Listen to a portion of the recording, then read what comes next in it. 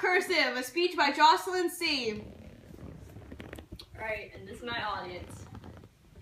Teaching or not teaching cursive writing have been a constant debate over the years, but when the Common Core state standards didn't mandate the teaching of cursive, many states took it out of their program.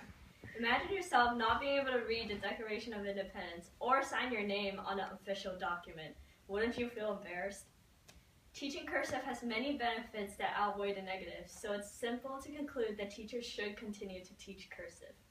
The Common Core state standards were announced in 2009, and within the English standards, cursive wasn't required to be taught. Because it wasn't required, public schools are more likely to de-emphasize it or drop the whole topic. Since then, at least 41 states don't require school to teach cursive reading and writing anymore. Without cursive, students are struggling to read documents. This is evident in the case of George Zimmerman, who shot and killed a Florida teen. The victim's friend testified to being on the phone with him just before he died, and when she was on the stands, she admitted to not being able to read the document that was handed to her because it was in cursive.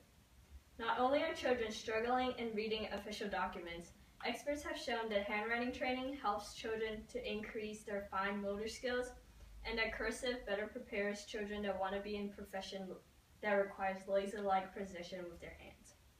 Cursive used to be required in school, but since the freedom in choosing was given to the states, problems have been arising. The writers of the Common Core state standards must have thought that students don't need cursive as much as keyboarding because they included instructions in keyboarding and made cursive optional. Some teachers think cursive is a waste of time and it's taking away time from essential materials. So they were pretty glad to hear that cursive is no longer required in every state. By not teaching cursive, teachers are contributing to the illiterate part of the modern society. Cursive writing was used in all the official and important documents because it was used by the literate and educated part of society back then. Not transferring knowledge of cursive to future generations bring them further from the past, and it doesn't allow the future to read the past documents, like the Declaration of Independence. Cursive is also used in signatures, so if students are not taught cursive, their signatures will look very unprofessional, and it's easier to forge. In a New York Times piece, Maria Konnikova said that researchers have suggested that cursive can be served as a teaching aid for children with learning impairment like dyslexia.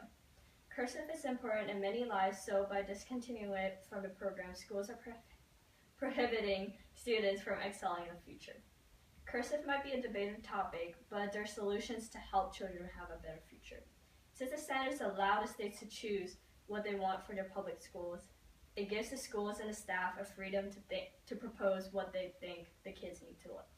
Given the option of teaching or not, some principals still require their staff to teach cursive because they think it's important for the children to learn. Although many states choose not to keep cursive in programs, 7 states, including California, Idaho, Kansas, Indiana, Massachusetts, North Carolina, and Utah, introduced bills in the state legislatures to mandate the teaching of cursive in public schools.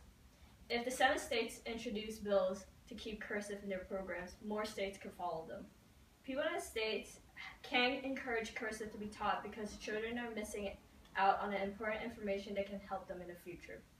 Teaching cursive is important for the students in the future because of the many benefits and the positive influence it can have on a student's career. Do you want your kids to grow up without cursive and the inability to read official documents or sign their name on documents? The end.